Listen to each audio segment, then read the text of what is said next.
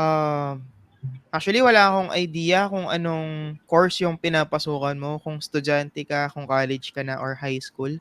Pero ang idea ko kasi kapag inisip mo yung portfolio, before mo siya gawin, you have to have this idea kung anong niche ba yung papasukan mo. Kasi for example, ang papasukan mo is bookkeeping. So syempre, hindi ka pwedeng maglagay dun sa portfolio mo ng mga confidential na documents doon. For example naman, graphics designer ka, dapat something related dun sa niche na papasukan mo. So anything na proof of work na ginawa mo na and tingin mo may mabe-benefit na makukuha yung client mo and makikita niya somehow yung value ng pag-hire niya sa'yo, yun yung portfolio na pwede mong gamitin. Siyempre, if estudyante ka pa, more often than not, wala ka pang working experience. So, pwede mong gamitin yung mga school projects mo siguro or anything na related dun sa kung anong niche yung gusto mong pasukan. Ikaw ba, ako is Yun. RJ?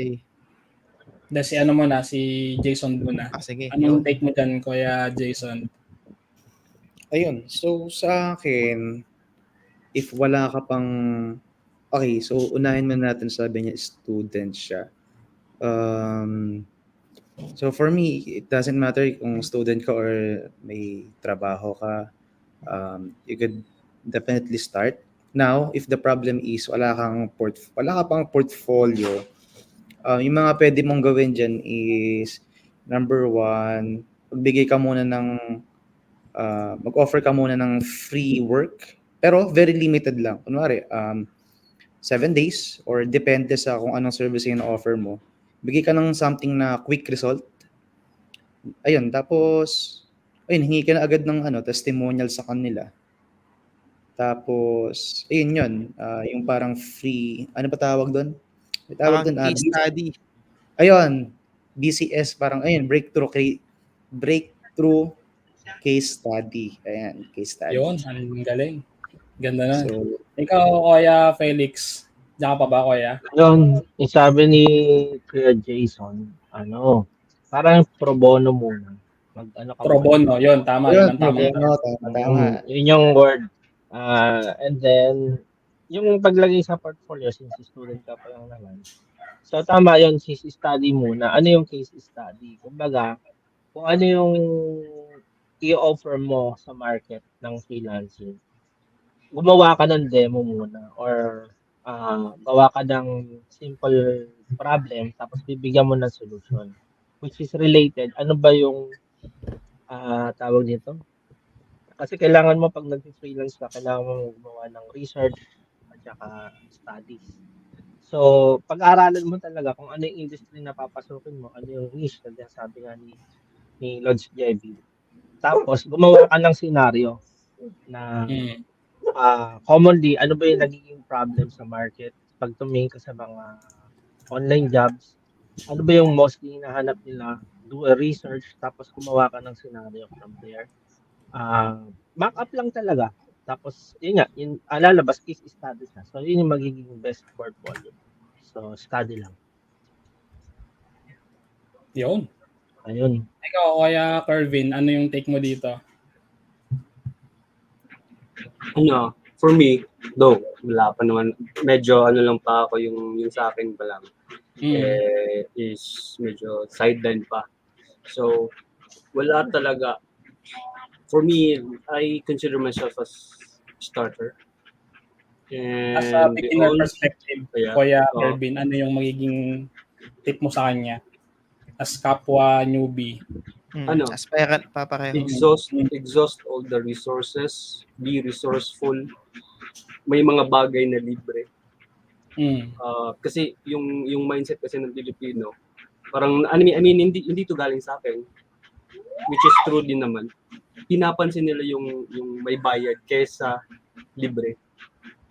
So, be resourceful lang for me. I mean, be resourceful, gamitin mo lahat ng mga bagay na pwede mong pagkukunan ng tip.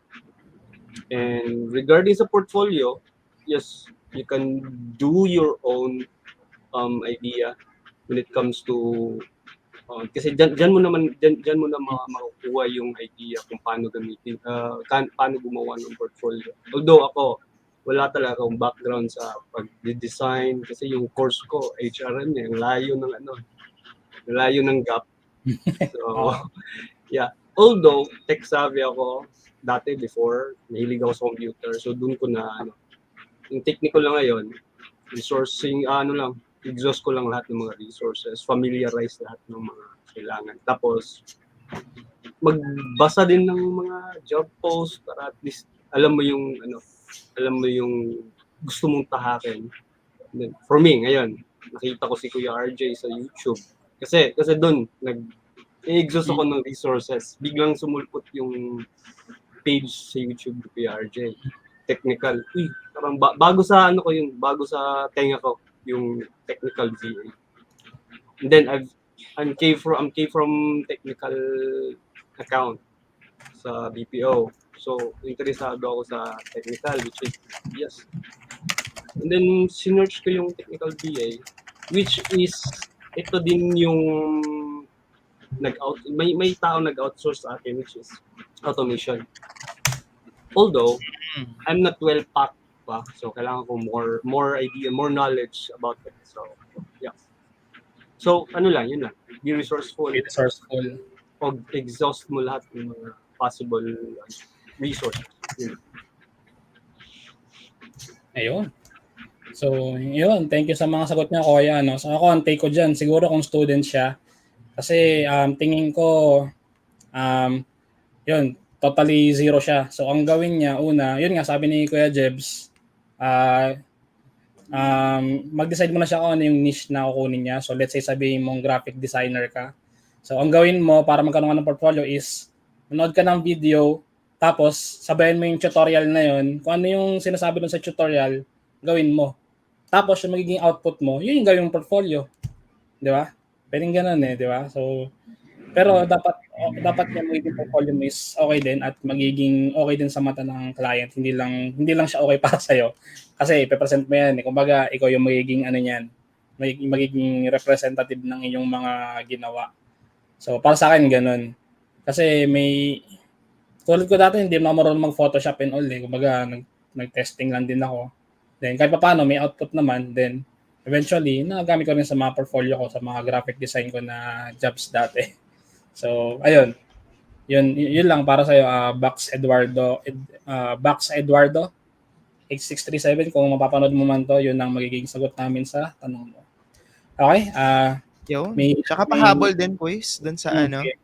Goods. Kasi, yun thank you dun sa follow-up mo. After mong pumili, tapos gumaya ka, nag-check ka dun sa mga videos ng niche na interesado ka, slowly, kapag nagkaroon ka na ng experience, pwede mo na i-personalize yun. Kapag medyo tumatagal ka na, pwede mo na lagay yung character mo doon, yung sarili mong personality. Pwede mo nang i-separate yung sarili mo from the crowd. Kunwari, yan, si Kuis Kervin, sabi nga niya, nag-start siya from VA, nag-outsource lang sa kanya. Ngayon, nakita niya yung tech VA. So, pwede na siyang mag-specialize. Kumbaga, nahanap niya na kung saan siya papasok doon. Well, ako din, ganun. Naghanap ako ng sarili kong niche as of now. So, pwede mo na siyang personalize after. Hindi naman kailangan pili mo siya sa umpisa. Pili ka lang ng isa para makapag-start ka na agad. Yan.